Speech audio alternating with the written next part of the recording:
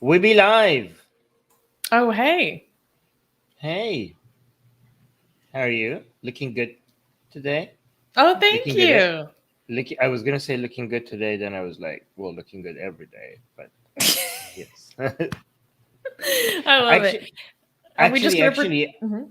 yeah. Go on. Pretend what? I was like, well, I'm good. I mean, we've been talking for the last like half an hour. Yes, but don't kill. Like we have to pretend like this. We just met. We Hello. just met. What were you Yeah. saying? No, I just saying like I want to complain to HR. My co-host is too beautiful and it's distracting. I can't pay attention to the live chat. I can't pay attention to the questions. I don't know. It's like very hard. It's very distracting. Well, I have news for you. I am HR, so Oh, damn it. you're just gonna Please have to don't. talk to me. I can't complain to you about you. Oh, music guy is saying idea is good. Dolly is saying idea is good. Thank you guys. Thank you. Oh, Dolly said I So miss you. today, Hmm. oh, we miss you too, Dolly. We are Hmm. doing the Q&A, of course, Yes. weekly Q&A. And for Hmm. those who are not aware, if you are a patron of us, for you can support us for as little as $1 a month. We ask your questions first, and you can comment ahead of time if you're not able to attend our lives at that moment. You know, your question will always be reserved and prioritized. So make sure to check out our Patreon. That is only just one benefit of our amazing Patreon. You can also get the sexiest blasphemous art around uncensored. And yeah, let's get into it. Yes. So, all right. So, yeah, guys, after we answer the Patreon questions, we will go to the live chat questions. So make sure you ask your questions now in the live chat. But yeah, let's get to the first Patreon question. Cool. So the first Patreon question is from Secular Rarity. Hmm. Secular Rarity is saying, are you familiar with the Pandora Papers? Do you think there is an effective method to prevent people from hiding money / hoarding wealth in this manner?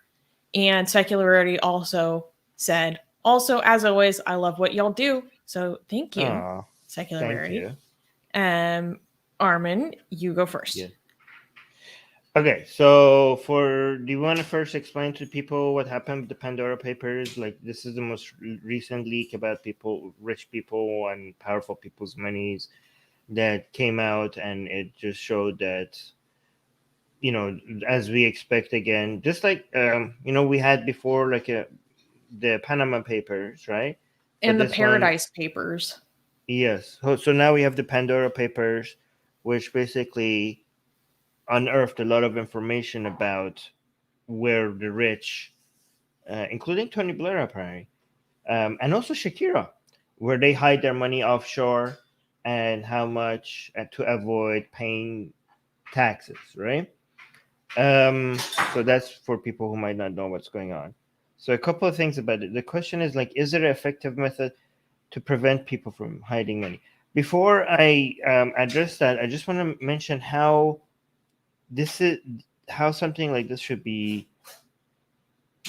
I don't understand why more people don't see this as an obvious way for right-leaning people and left-leaning people to unite with each other, because when we're talking about taxing rich people, right, a lot of people are like, oh, we should tax them more, we should tax them the same, we're already taxing them too much, they're already paying for most of the things. And there seems to be the discussion is between whether the tax on the rich should be, a flat, the same as the same percentage as other people, which makes it more anyways because they're making more money, or should it become progressively more as you make more money, like as you get entered to other tax brackets. But what we see the reality as on the ground when it comes to like leaks like this, and obviously all the other information we already have, is that the rich people and powerful people actually pay less taxes because there's so many ways for you to legally, not always illegally, some of these are illegal, but a lot of it is also legally. There are so many loopholes for you to be able to not pay your taxes, like not pay taxes, right? So, and on this, I think everybody should agree that this doesn't make sense, right? So the discussion everybody makes it seem like the discussion is whether rich people should pay more taxes or the same taxes as everyone else. But I think everybody agrees that it shouldn't be less taxes than than average or poor people, because that's what it's happening. Like rich people actually, even on a percentage basis, because of all the loopholes that exist, it can find ways to not pay the tax. So even the people who think that the taxes shouldn't be so high because it will make money, run away, and your country will suffer because people are not investing in your country. I think even they should agree. They agree that, well, they can't just not. There can be these loopholes, right? These loopholes cannot exist. Like like at least the percentage needs to be the same, at least. And I think on this, people so much agree on, but on it's amazing that on this thing that everybody agrees on, we can't do anything about it, because the people who have the power and have the money are also the people who get to set the rules, right? So when you ask, is there an effective method? I don't think there can be an effective method, because the things that you can change is the laws in your country, and you can't change the laws in other countries, right? So the issue with these tax havens is that if you like try to close all the loopholes and make the system more fair, and also like investigate to make sure like nobody's like, whatever you do, what it, if it's actually effective, it's going to encourage people to take their money to other countries anyways, like, and other countries are going to take advantage of the fact that you are closing the loopholes and making sure everybody is paying their fair share, to signal to the rich people like, you know what, bring your money here, right? Because it will be such an attractive magnet for investments by these other places that want to advertise themselves as a tax haven. Like, you cannot, it's not like there's no international rule for like, oh, you have to play by these rules, by this game, and they can't be, because you can't force other countries. Like, this is not like a human rights issue where you're like, oh, you have to abide by these standards. Like, what, you're gonna now tell us what our tax code should be like? You can't force this upon other countries, right? So I don't really know what you can do with this, because if you're like, oh, we need to tax the rich and we need to close the loophole and we need to make things more fair, or like, well, you could do that for your country. You can't do that everywhere else. And as long as other places get to set their own rule, the more fair you make it, the more they're going to take advantage of attracting your rich and sucking. And what that's going to do, like, a lot of people think like this is about fairness. It's just about fairness. It's not just about fairness. It's also about if the rich decide to take their money elsewhere, your economy is going to suffer. You may be like, well, that's not fair. Well, but it's how it is. Like, if you don't find a way for the rich to decide to keep their money in this country, investments, capital is going to leave. And you need that to survive. You can't rely on the taxes that of average people. Most like, that's a major revenue. That stuff pays for your roads and your schools and everything, right? So I don't think there is a solution, actually. Like, I'm hit. I mean, I'm sorry for being pessimistic and all. I can't think of a solution. Can you think of a solution, Sus? Well, no, for all the reasons you listed. Like, when I think about this, I think of this YouTuber. I think his name is Nomad Capitalist. And Mm-hmm. he always says, like, go where you are treated best. Like, take your Yeah, money yeah, where you're treated best. Like, basically, you can go country shopping if you have the means yeah, yeah. to where your money is treated the best in the way that you want. And so, it was interesting. The question is, like, are there solutions or a way to prevent this? And I watched like a 1 hour special about the Pandora Papers, specifically in regards to Australia. And it talked about like all these holes in the Australian system, how they are way behind other countries in terms of trying to ameliorate these problems or mitigate them in terms of like legislation and regulation, or also just oversight. Um, And it was really interesting, but the whole special made me think like people are always going to be incentivized to do this. Like, I don't find it surprising. I think it's to be expected. Or maybe it's just because I've grown up in an era where this is like well known. Like, my childhood was like the financial crash, and all the stuff that all the fallout from that. I feel like maybe that influenced my just assumption that this is just like, of course it's this way. What are you guys talking about? I don't know. What do you think? Yeah, I mean, it is expected. This is just confirms it. You're right. I do want to address this. Nix is saying, but I don't see anything wrong with it because it's their money. They worked for it.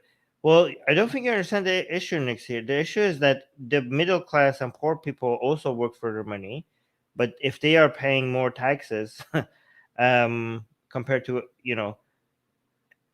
I mean, again, it's not all rich people, like especially rich people that make their money off of salaries rather than investment. They're paying like a lot of taxes, and rich, a lot of rich people are getting taxed a lot, and it's actually most of their money that is paying for stuff. But again, for the people who manage to find ways to go, to go around, to not pay a lot of taxes or take advantage of tax havens or blah blah blah, it's just not fair because they are one reason why they're getting rich is because of they use the infrastructure that exists, through the infrastructure that was paid for by taxes, right? So it's not like it's it's their money, they work for it. Well, they work for it using everything that the taxes paid for, like with the roads and the internet and all the healthcare and the Not to mention sciences like subsidies.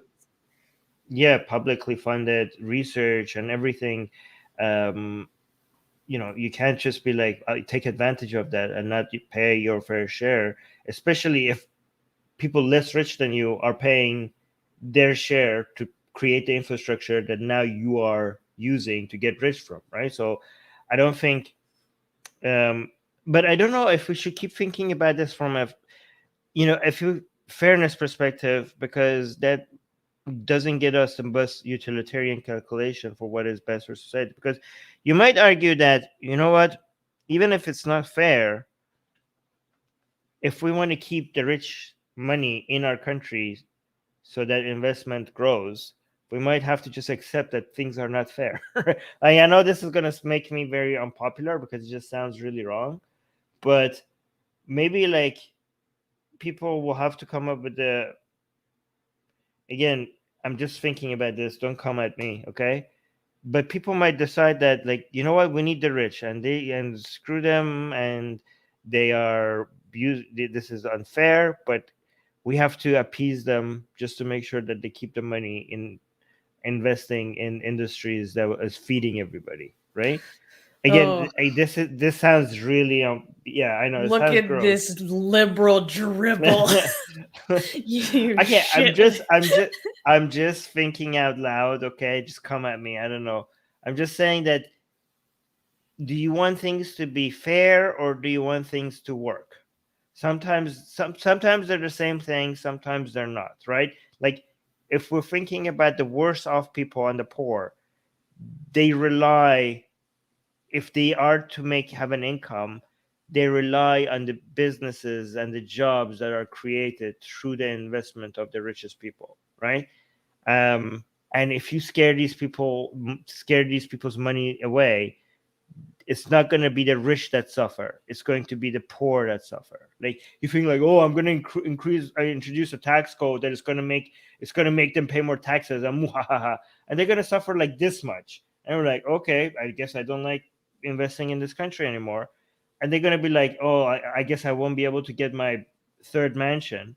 But the poor, who are not going to have the jobs from the investment that they were bringing in, they're going to suffer the most, right? So again, this is not going to sound popular because, again, it seems like, oh, we have to like appease, like we have to like be like, oh, please, rich people, please keep your money so we can eat. And it just sounds so bad. But if it effectively ends up being like that, you shouldn't care about the fact that it sounds bad, right? I don't know. Like this is but this is why some people, organizations, are trying to introduce a global tax standard, and this is scary, and this is scaring a whole bunch of rich people. But yeah, go on. Oh, I was just gonna say that there's also a whole lot more to these Pandora papers. Like there's so many stories within stories because there were like over 12 million documents. So there are so many different stories going on across the world. I think it becomes an even bigger problem when they start to look at the financial dealings of, what's the word for it? Like basically like politically sanctioned people, and that gets really muddy, and that's a whole different story. Then there's the story of what's happening with the King of Jordan and his investments, and like then his resulting like censorship that's going on. Like I think there's going to be so many different findings that we continue to learn about as all these documents are dug into further and further. There's so many different stories, but we've spent quite a bit of time on that question, so let's move to the next one. I want to answer one more thing, okay, about this question. I want to acknowledge the mainstream media and the journalists who are responsible for getting these information out, because I feel like mainstream media and journalists are constantly being attacked and unfair, like, and these like YouTube streamers, like people who do what we do, and other like, oh, mainstream media is lying to you, and while they like relying on all this information that is coming from people who are actually doing journalism. And like, I just want us to like appreciate, not constantly attack mainstream media, but appreciate how much effort and how much journalism and how much risk they take to get us this information that the rest of us are just sitting and commenting on, right? They are at the front lines, and they're doing the work that needs to be done. And especially with this Pandora papers, these are journalists who went and got this right after we know, like, what happened to the journalist that was responsible for the Panama Papers? Do you know? No. Her car exploded. She died. They assassinated her. Okay. Yeah. So she there was a car bomb and she died. And these journalists after that were like, okay, we're doing the same thing, even though that's what happened to the last person who decided to leak information about the rich and powerful. So I mean, these people need to be thanked. Okay, so just remember that the next time somebody said like, don't trust mainstream media. Again, you shouldn't trust the mainstream media, but the mainstream media is not just one entity. Okay, there are many different people. Some of them are good, some of them are bad. Just look at the people, look at the information that is being presented to you, and be skeptical about it. But don't be ungrateful to all these people that are bringing us this information. The people who are complaining about the mainstream media, they themselves are not at the front lines. They're not in Syria. They're not in Iraq. They're not doing this investigative journalism, trying to get all this information out. These people are not even making that much money. Okay, these people's salaries are very low, and yet they are giving us all the information that we rely on for democracy, for peace, for activism. So be a little bit grateful. Yeah. Okay. Bootlicker for the rich and the media class today. Okay, next question is from Music Guy. He's asking, Armin, I feel snubbed. No, I'm kidding. Armin, could you please explain what is going on in Lebanon with Hezbollah protesting in a Christian area regarding the investigation of the Beirut blast and gunfire breaking out and Hezbollah seen firing back with Kalashnikovs?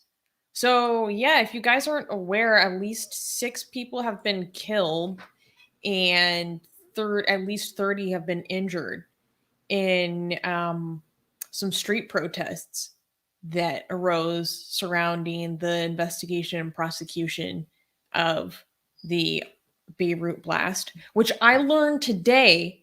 The Beirut blast was the 3rd largest non-nuclear explosion in human history. Wait, say it again. Third largest. The 3rd largest non-nuclear blast or Whoa. explosion in human history. Hmm.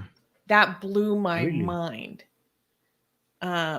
Yeah, it was actually looked like a mushroom cloud, didn't it? Mm-hmm. Like, yeah, guys, like everybody I hope knows about this. This was like exactly 1 year ago. No, more than a year ago, right? Yeah, Almost, within the almost, past two yeah, years. yeah. And there was a lot of conspiracies that came around that, like, and all of them were untrue. It was just negligence, right?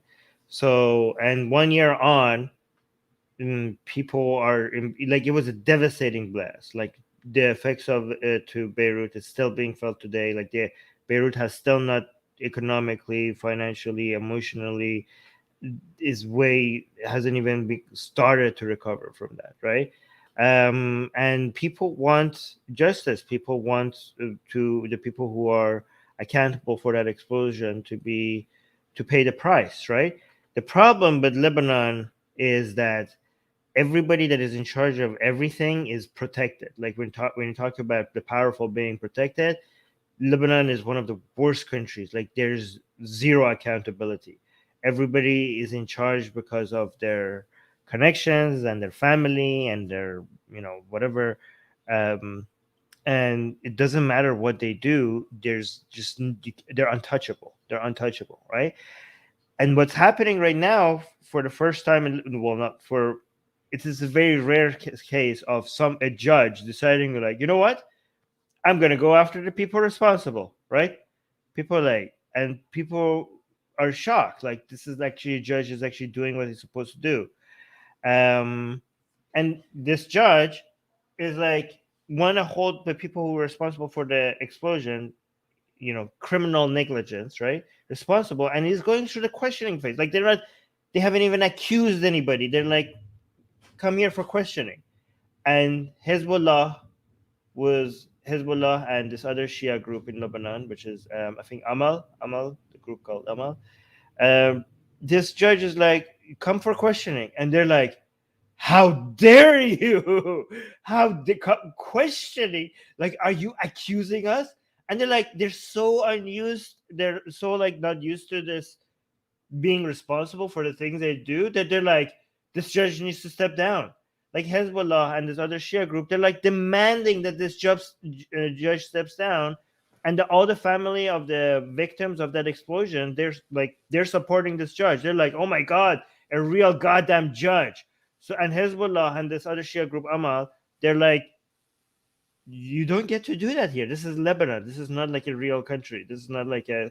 This is not. We don't. So Hezbollah wants to make it clear that the choice that you have, Lebanese people, is justice or safety and stability. Because if you want justice, we will make sure that we'll bring back the civil war. Right? Like, guys, what's looking right now in Lebanon is, a lot of people are thinking, like, is this going to be the beginning of a civil war? So Hezbollah and Amal, they told their Shias to go into the street and protest against this judge and demand that this judge steps down, because this judge is actually asking for real justice, right? And what happened is that when they were doing the peace, people were doing the protest, some group of people started shooting at them. Okay, and as much as we hate Hezbollah and Amal, I don't think, like, that was like, we can't endorse this reaction, Didn't right? it Like, you start were, with snipers? yeah, snipers were shooting at the protesters, not at, like, militia, not like Hezbollah militia, at protesters. And okay, so right now, again, this video might come out later.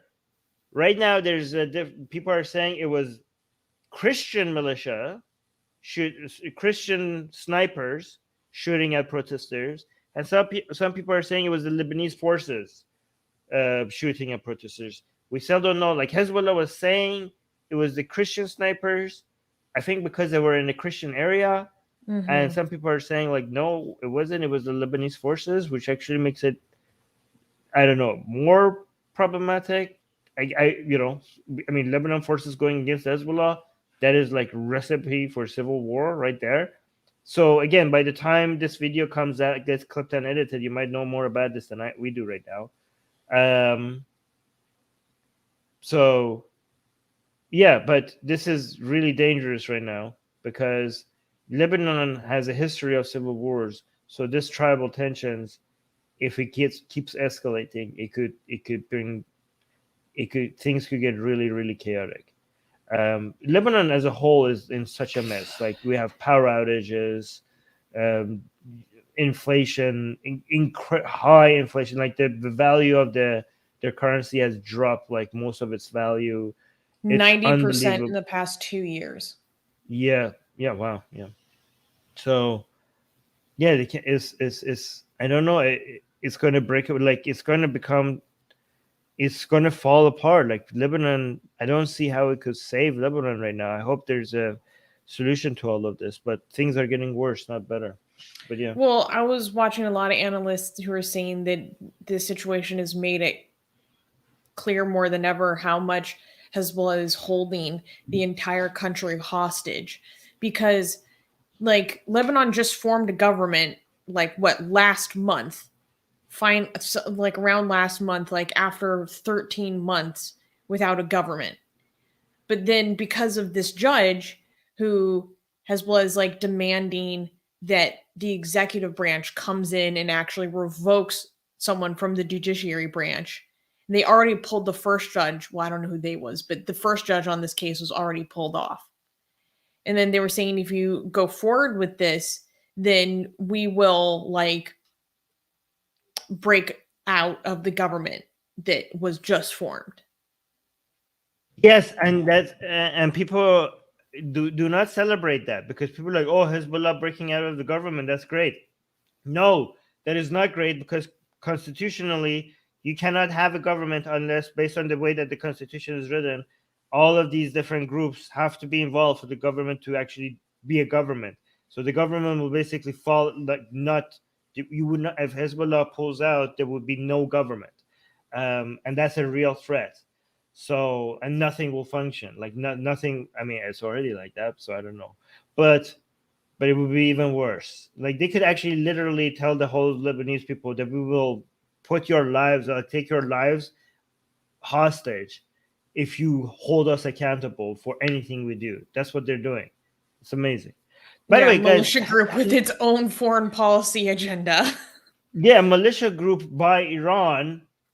Like, Lebanon has been taken hostage by the Islamic Republic of Iran. Like, this is like a foreign force that is the most political and military force in another country.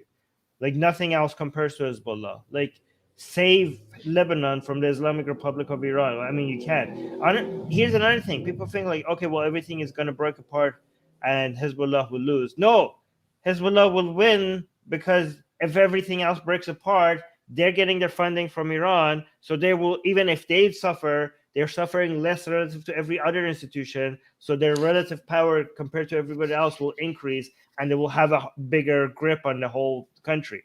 So it's yeah, even as bad as things are for Hezbollah, this whole chaos, it might actually make them, because it's relatively less bad, they might actually increase their power rather than, and as they increase their power because of the sanctions that exist on Iran and Hezbollah as a terrorist group, it's going to be harder for the international community to save Lebanon, because they're dealing with a terrorist group, and you shouldn't be trading with them anyway. So yeah, horrible situations. Anyways, last Patreon question is from Anne. And she is asking, what are your thoughts on rationalist atheism versus metaphysical atheism? Do you think metaphysics could ever help de-radicalize religious extremists the way rationality has demonstrably done?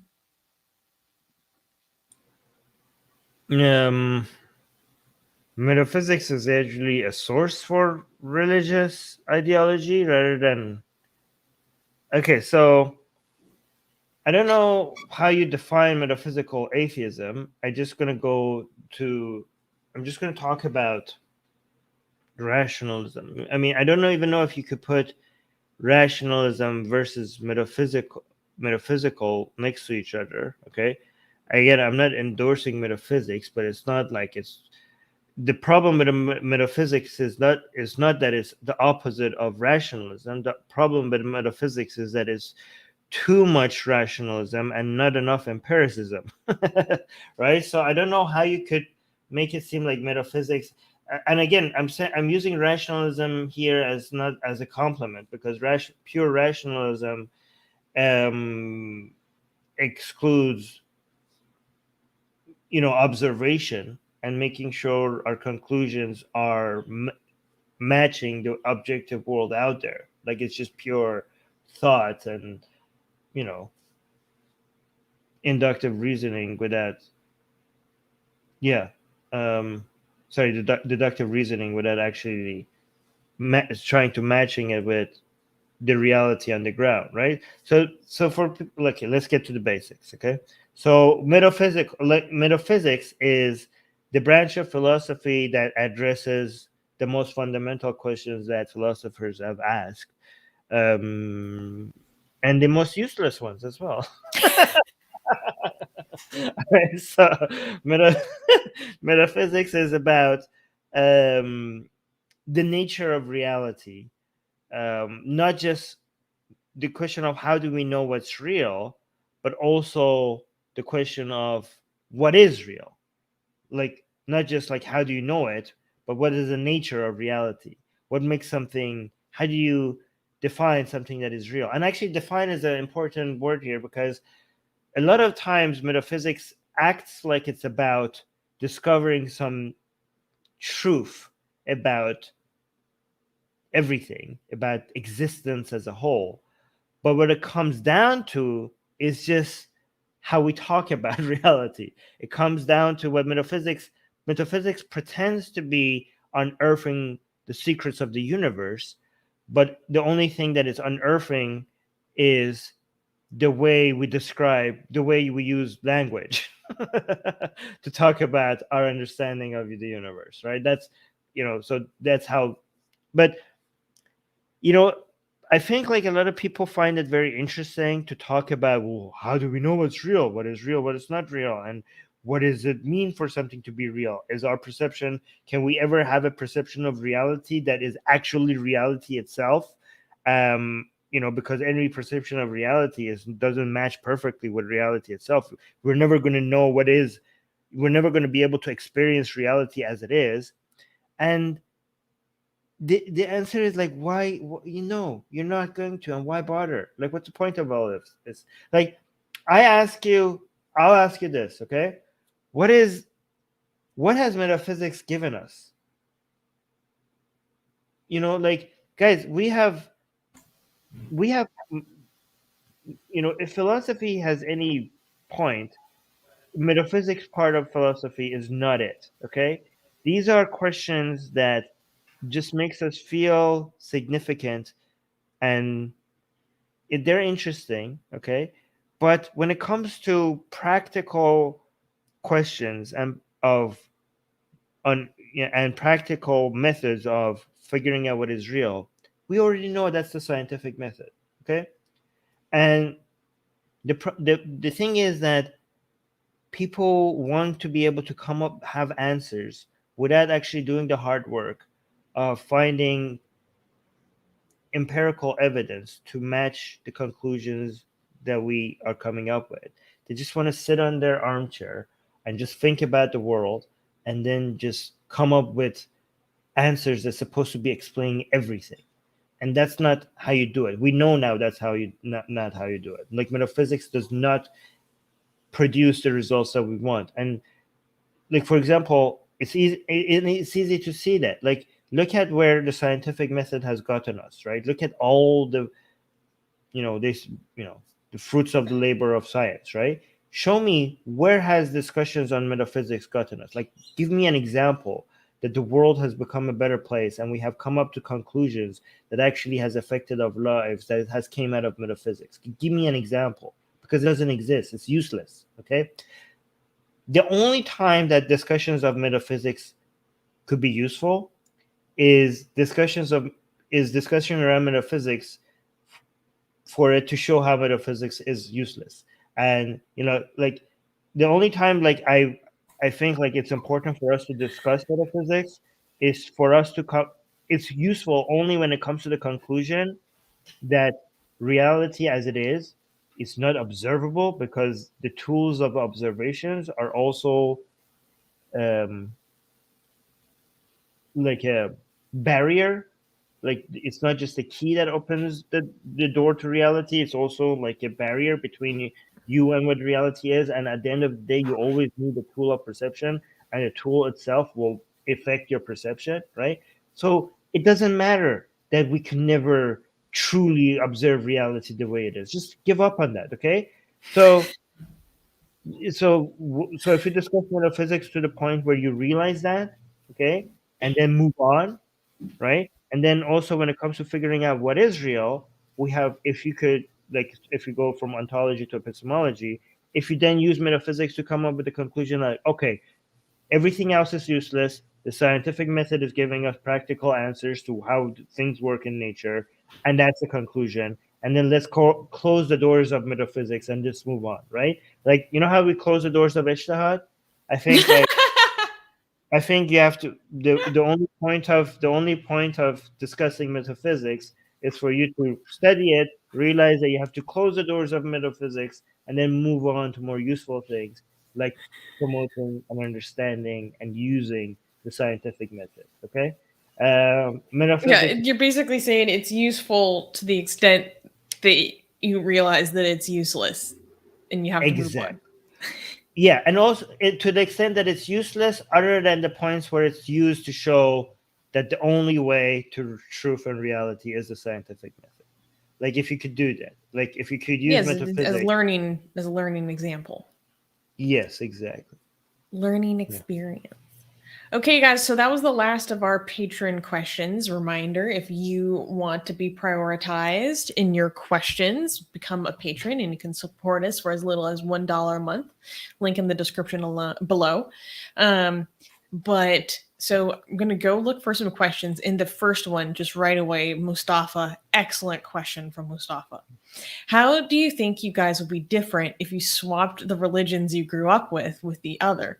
Armin grows up Catholic and Susanna grows up Shia. Well, Mustafa, your we don't first have mistake was believing that I'm not a Shia. exactly. Like I don't think we have to imagine. Well, actually, no. Actually, the difference would be you love Shiism right now, but if you were an ex-Shia, you would probably hate Shiism right now. Yes. Well, I don't love Yes. Shiism. I think that's. I'm kidding. It's okay. I know. Okay. Just for people who don't know. Yeah. I don't know. I feel like I would probably be pretty similar. Maybe I would have less sexual hangups. I don't know. Armin, how do you think you'd be if you're Catholic? Wait. I don't know. Actually, I would probably just be more aware of, you know, I would be more ahead with my knowledge of Christianity than I am right now. You know what I mean? Like, because I studied Islam and now I'm moving forward with my deeper understanding of the history of other religions. I think I would just be more ahead on that right now. I would have been starting with Christianity and then moved on to Islam. I think that's the only thing that would be different. Yeah, also my sexual hangups would also be different. Just like it would be there, it would be different. I think the nature of them would be different, right? I don't know. Yeah, I think like maybe like instead of a hijabi kink, we would have a Catholic girl kink. I don't know. That's the main thing that would be the main thing that would switch. Your hijabi kink would be switched for a Catholic girl kink. Yeah, that's the difference. That would be the only thing that would shift. Yeah, go ahead. Music Guy is on it. Susie is already Shia. Yeah, exactly. Yeah. Guys, if you asked your questions earlier, please make sure to ask them again because, of course, our chat jumps up and then we can't go back to the beginning. This we will answer quickly because we've answered this many times before. Is running Atheist Republic a full-time job for both of you guys, or is it something you guys do on top of your regular job? And besides running this channel, what are some things you guys enjoy doing? Well, Armin is full-time. I am not. I also have another job. Um, what are some things we enjoy doing outside of this channel? Well, now that life is coming back in my city, I've been trying to go to more events and get out. That's been a lot of fun. So that's what I've been excited about recently. Yeah. By the way, guys, if we get us to 1,000 patrons, Susanna will be able to do Atheist Republic full time as well. So please help us get there. Susanna has already dramatically changed Atheist Republic and has made us grow in so many ways. So I can't imagine what it would be like if Susanna was working on Atheist Republic full time. So please, link in the description, help us get to 1,000 patrons so that Susanna could work full time. Besides running this channel, guys, Atheist Republic is not just this channel. Like, we have to clarify that, guys. Atheist Republic is a 501c nonprofit and a nonprofit in the United States and Canada, and we do a lot of activism. This channel is just one of a way for us to communicate with the outside world, but we do many more things that is not this YouTube channel. This is just a media part of our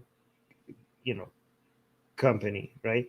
But yeah, besides running this channel, well, I guess I have to say, yeah, we do all the legal and activist work on Atheist Republic. Susanna mostly does that, so thank you for that.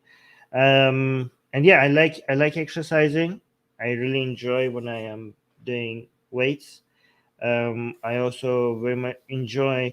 I must say I enjoy like learning things. Like, I enjoy my study You like time to a lot. study. Yeah, but then because that gets used on this channel, I guess that's also part of my work. But even if I didn't have this channel, even if I wasn't doing streaming, I do enjoy study time. So I would still continue doing. So that is a fun thing that I do for myself. It just happens to be very relevant to the work we do. Blank Name is asking a very interesting question. And it kind of ties into a question they asked earlier, which I might tie into this. But he's asking, I tried really hard to look into feminist scholarly work, but I don't understand their point. What part of sexualization is wrong, especially considering if it is an expression, like many other forms of expression? Do feminists? I don't think all feminists think sexualization is wrong. No, but there are many who strongly do. Many, many, many. Okay, but let's not act like this is the position of feminism. There are many positions of feminism that are actually defending it, right? I think most feminists right now that we hear of, not only defend sexualization, they defend sex workers. Like, so they are like in favor of sex workers, sex worker rights, sex workers being respected, being recognized as real workers. So we can't act like feminists are against sexualization as a whole. But yeah, go on. You were saying something. I think it comes down to sexualization being imposed on someone. That's a big part of it. So, and I mean, that can mean so many different things. So, on an interpersonal level, it could be someone objectifying and sexualizing someone who isn't interested in them or that in general.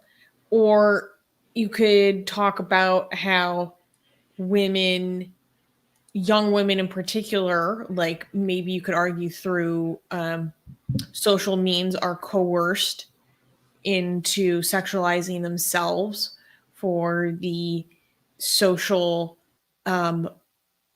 incentives that come in many different forms. So a lot of people have a critique of that. But those are justified to be against those things. Like, I think like these are not contradictions. You could be completely in favor of sexualizing people who want to be sexualized, and completely against the sexual, and also sometimes the same people. Sometimes some people are like, I want to be sexualized now and not now. You know what I mean? And like, so I think like you understand that if somebody is enjoying being sexual or being appreciated as a sexual being and wanting to be complimented or treated like a sexual, appreciated that way, and at this moment, and then maybe and nobody should be against that. You know what I mean? Nobody would like, yeah, I want to be sexy right now, and I want to be noticed as sexy, and I want to be appreciated as sexy, and I want that attention. That should be welcome. And then maybe the next day or the next hour, be like, okay, now I don't.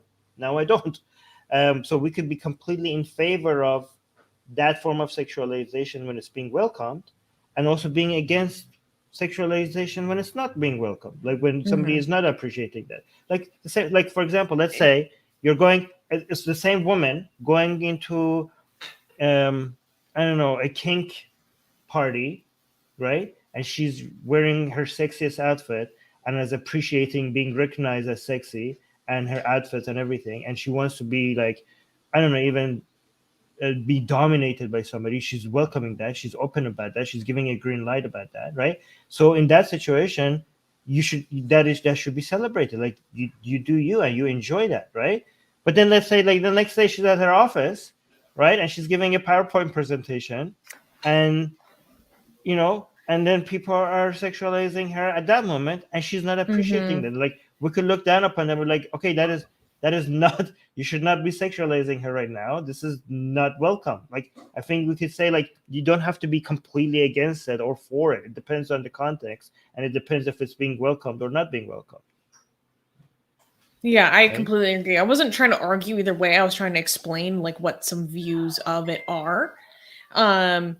In terms of like what part of it is wrong if it's an expression.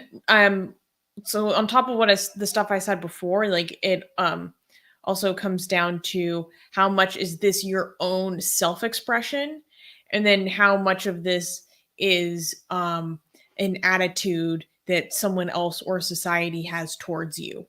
Meaning like, do they like value you only for your sexual utility to them, like and have a complete disregard for your safety and well-being otherwise? Like obviously that's wrong. That's not one's own self-expression. I think the answer to all of these things is just like, are you making people and yourself happier, or are you doing something that they don't welcome? And the solution to all of this is like, don't be a dick, have fun while making other people also have fun. It's just as simple as that. Like usually the answer to most of what is right and what is wrong is just like, don't have fun at the expense of others, try to make them also enjoy their lives. Like it's just that simple. Yeah, what's the harm being done? Yeah. Lots of spicy questions today. Asian American is saying, what are your thoughts on the Lake Erie Bill of Rights and giving rights to natural biomes? I'm not familiar with this. I'm not either. Okay. There was a natalist question I wanted to get to. I think, let me see if I can find it again. I think we might have jumped past it in the chat. Guys, if your questions, because the live chat on StreamYard jumps sometimes and it doesn't let us scroll all the way up. So can you please repost your question if we missed it? Yes. Oh, this is. Oh, here, I have an answer. I have an answer. No. Okay, wait. Simple question: why men have nipples? Because they're evolutionary. They didn't have any cost, so it didn't make any sense to remove them. Like because it doesn't have use in men doesn't mean that evolutionary, you will go, as long as it's not costing you, as long as it's not making you die, it doesn't make any sense to go through the process of removing it. Do you understand what I'm saying? Like there's no energy being used. You're leaving out how it got there.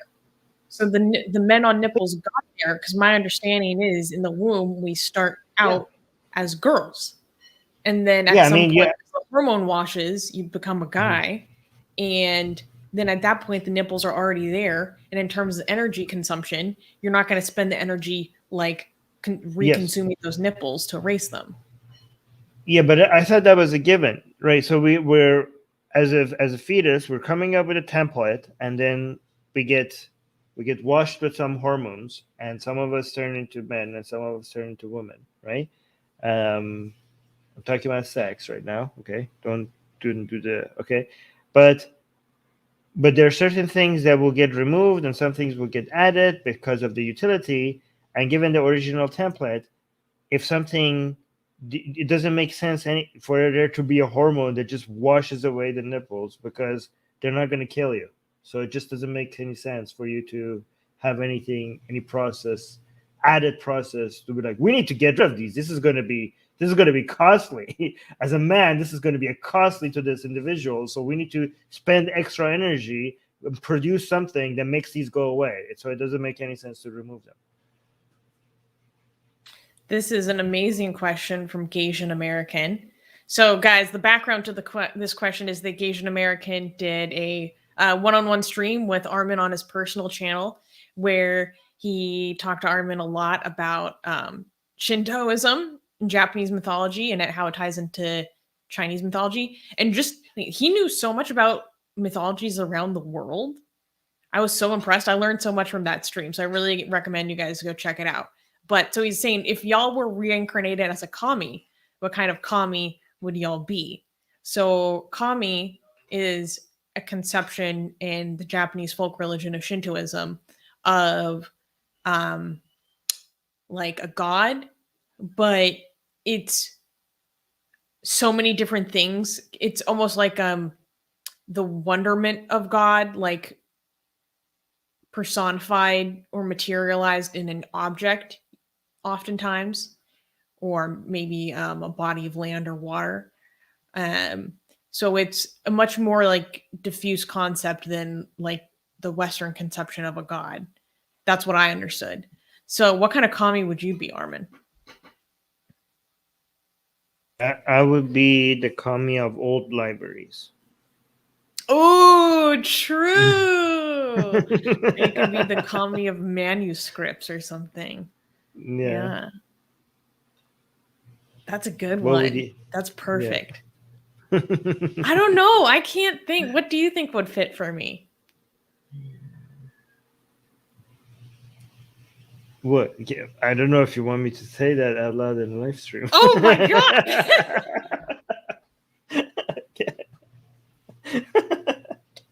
Can I? No.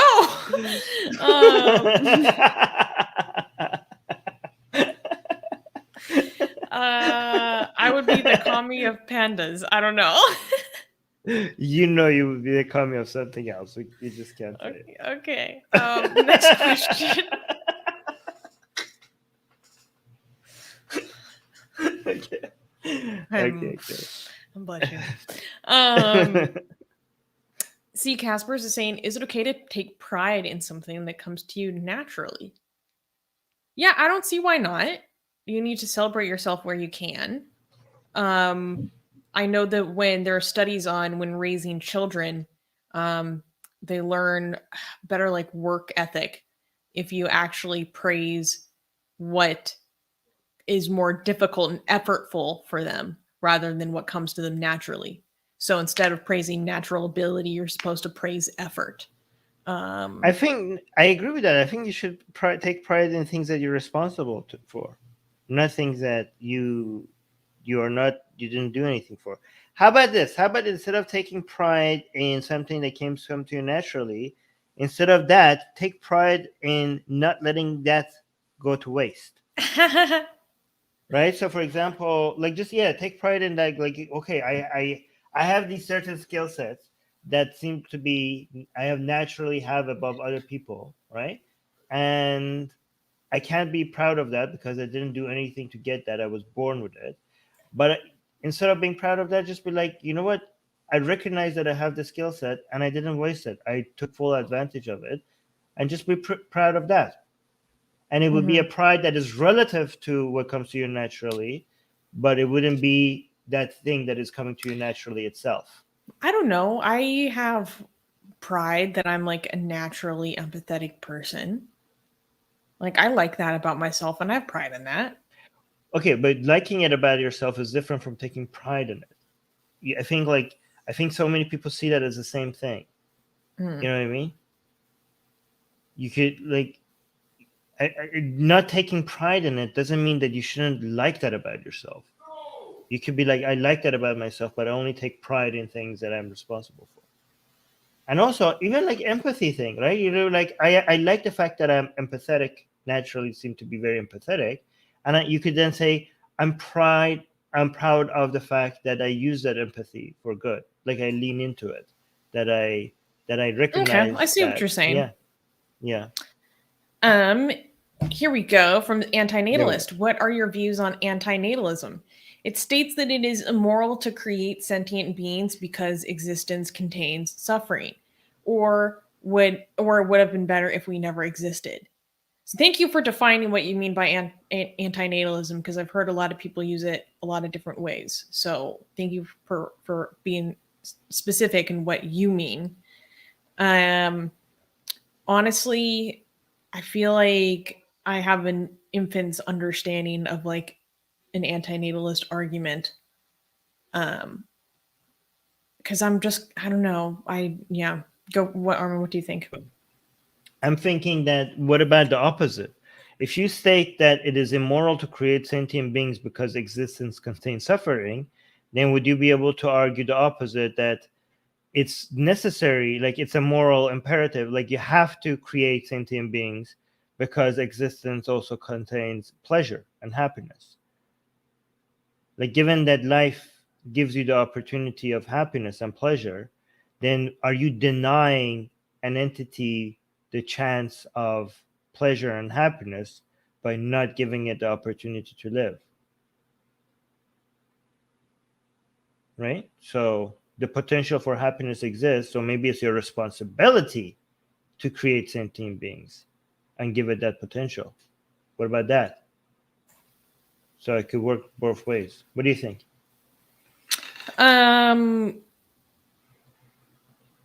My thoughts are honestly so stupid and ignorant. Like, I don't even want to say it.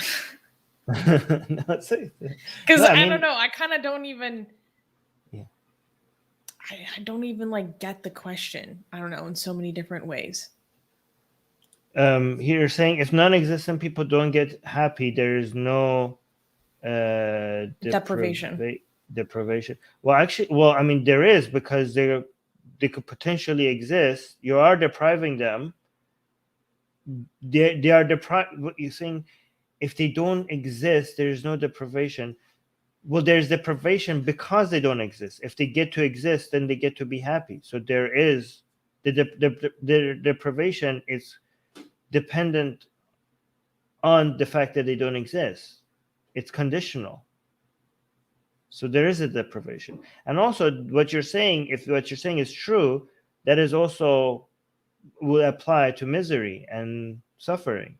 Like anything you could say about suffering and life, any argument you could make about suffering to promote antinatalism, then you should be able to make the same argument, the opposite version of that, because life also includes happiness and pleasure.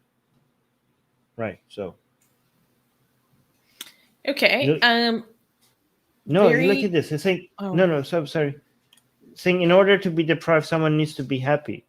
No pleasure. What do you mean? And before I existed, I was not able to experience pleasure, and now that I exist, I get to experience pleasure. Obviously, if you didn't let me exist, I was deprived of all the pleasures that I'm experiencing in my life. I'm not going to. Yeah, that's that final answer. Go on. Quick question. Shotgun Queen 007 saying, I'm a new atheist and my family believes in God. What can I do to meet people like me? Well, luckily, Atheist Republic has a lot of resources for that. So we have a lot of different online communities, like we have our Discord, but if you go to atheistrepublic.com/consulates, You can find, we have local groups where you can meet atheists in your area in like every major city. And you can also join our international groups there where we have really large Facebook pages and you can talk to people privately from all over the world. So check that out. Blank Name is also asking a very good question, saying one of the common criticisms of erotic art, like our Blasphemous Art Project, is that it sexualizes women. First, what does that mean? And second, is it wrong? Okay, Well, so I don't think it's wrong. here's something that gets me every time. When you say it sexualizes women, it assumes that women are not sexual. Like men and women are sexual animals, and that's a good thing. First of all, it assumes two things. It assumes that we are already not sexual, right? Secondly, it assumes that sexualization is a bad thing. Like we discussed before, sexualization is only a bad thing when it's being done to somebody that is not welcoming it.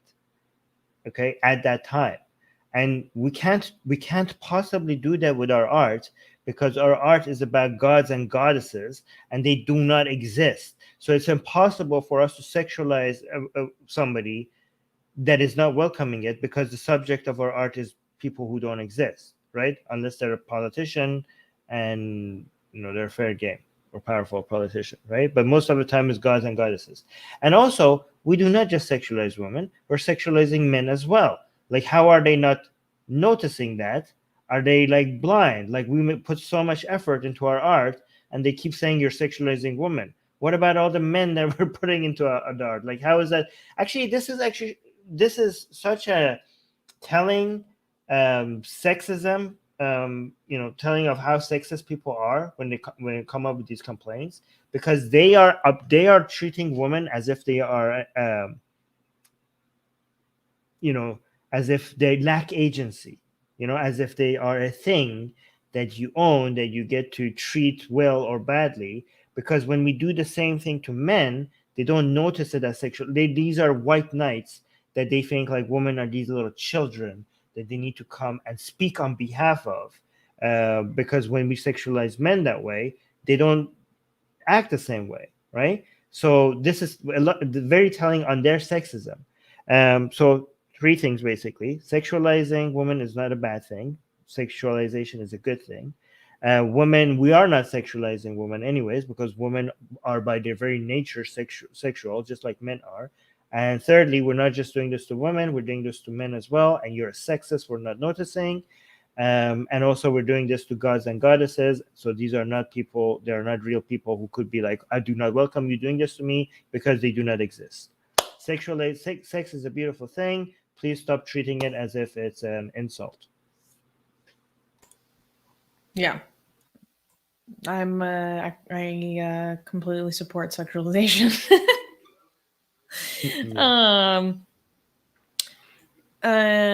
Shoot, I just lost here we go. I think this is something we watched a little bit of together. Jack Knight is asking Armin, will you make a response video to the video Thought Adventure podcast made about you when you talked with Abdul on the Myth Vision podcast? You're muted. Sorry, say that again. So remember we watched this? There was a Muslim guy who was reacting to the conversation you had with him when you were a guest on the Myth Vision podcast. Oh, yeah, that video is too long. How could I? Yeah, so I need shorter videos to respond to. In fact, after I do finish the review of the debate between Harris Sultan and Daniel Haqiqatjou, I'm going to just focus on shorter videos.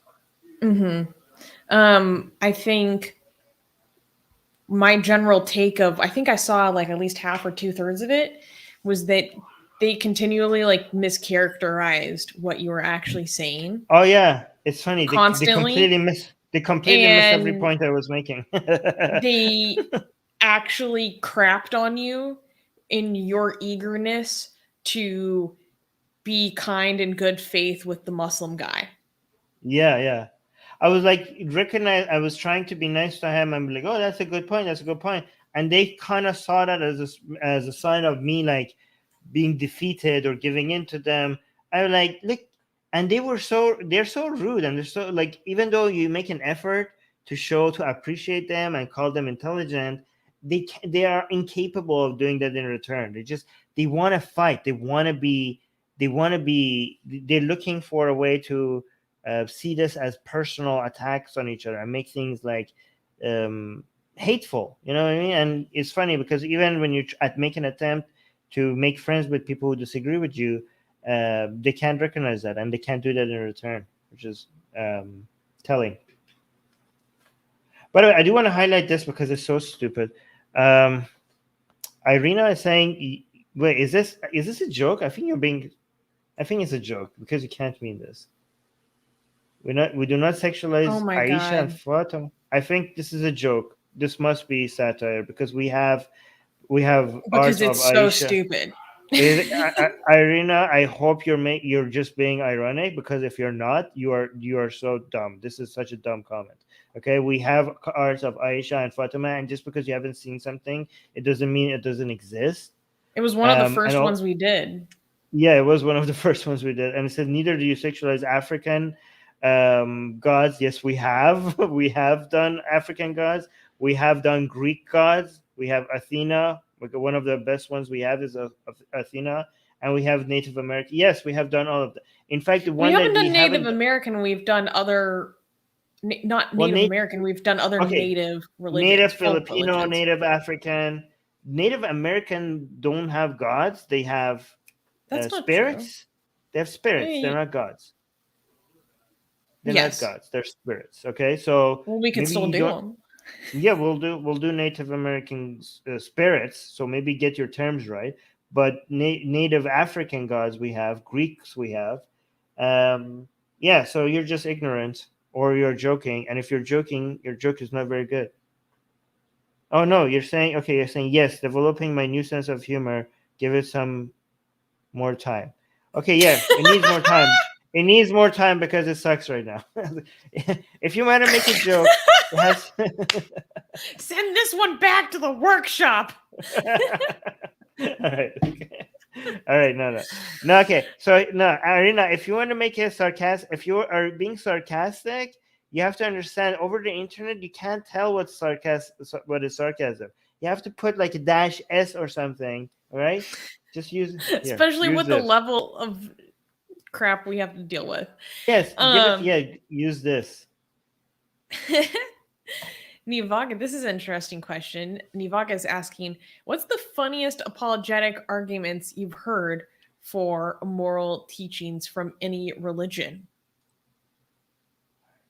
This is Funniest interesting. of It wasn't for any specific. This is the first thing that comes to mind just because of the primacy effect. But the debate that Apostate Prophet did with Dr. Majid, like his apologetics weren't for any specific immoral teaching from a religion, although he did have some interesting, kind of funny apologetics for the age of Aisha and the killing of apostates. Because I was just like, what? I think I found that funny just when someone is like so obviously doing circular reasoning and you can't like get that point across and you can't communicate it to them. I think that's kind of funny. It's also very frustrating. Really, but that's circular reasoning. But then that what you just said there, that's also circular reasoning. But then this one is also you're doing it again. Like, what do you think? I think that I don't remember which one is the funniest, but from the recent most ridiculous ones was the Daniel Hayraju excuse for slavery, because we have nukes now and we have drones now, and apparently Muhammad had to have sex with his sex slaves without their consent, because at least we didn't have nukes back then. So that was the weirdest excuse for sex slavery I've ever heard of. But apparently Daniel Hayraju, who I used to think was smarter and had better excuses for the immoral teachings of Islam, apparently that's his excuse for sex slavery. Ooh, the Botswana question really got me. His Botswana question got me. It wasn't an apologetic argument. It was supposed to be a criticism or, like delegitimizing question that's critical of liberalism or modernity and human rights. But it was just the most blatant example and bald-faced example of cherry picking I've seen in a long time. And to act like it was like, oh my God, this is shaking the tenets of the liberal world. Like the Botswana question, pack it up, boys, we're done. Yeah. Guys, go watch my review of that debate.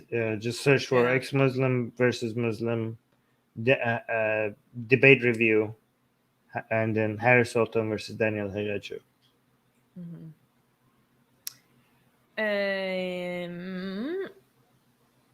Do you have any more questions teed up that look good? Because otherwise, I have gotten quite hungry. Okay, wait.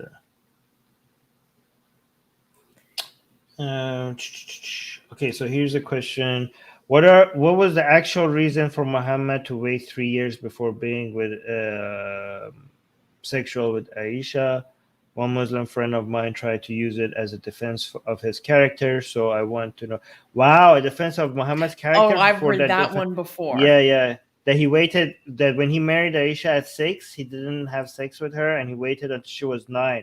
So that shows how patient Muhammad was. Patient. Wow. The wisdom to have that temptation in your life and to withhold for 3 years. Who's your friend? Why aren't you guys getting on your knees and just wait? This Muslim friend of yours is this Muslim friend of yours suggesting that it's really difficult to hold back at I don't know if to being sexual at 6-year-old? Like, does your friend consider that a challenge? That shows how much patience Muhammad had. Okay, one thing you need to do, you have to tell your Muslim friend that we're not friends anymore. One, also stay away from kids. Tell your like if you find yeah. All right, so what I would, the actual reason could be that it doesn't fit and that you would damage your property for indefinitely if you did it at 6, and then you would not be able to continue later because she's now completely destroyed. I mean, you could still say that about 9 as well, to be fair. You could say that about 12. Probably what happened. Yeah, because she never had kids. That's what you're saying? Yeah, well, we don't know. We don't even know if any of these stories are historic. Well, what matters is that they are completely historic according to Islam. That's all that matters. So we don't know what actually happened, right? Guys, even if none of this happened, the fact that according to Islam, they all happen is all you need to be able to criticize Islam, right? So if I say these are not historic, it doesn't mean that doesn't mean that we can't judge them. Because like if somebody reads Harry Potter and they're like, I actually agree with Voldemort and I think he was the right, you could still be like, okay, you have bad morals, even though none of that happened, right? Yeah. Well, so Armin, what was the actual reason? It doesn't fit. Oh no. Okay, I wanted to end on a better note than that. Okay, hold on, let me see.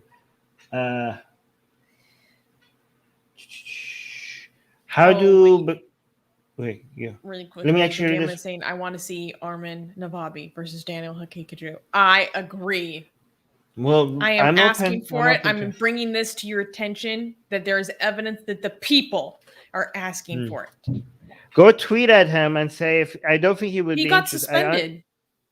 Right. Message him somehow. I don't think he would be interested, but show him that there is a demand. Because last time I reached out to him on Twitter, when we were both on Twitter, it didn't go very well, even though I was trying to be friendly.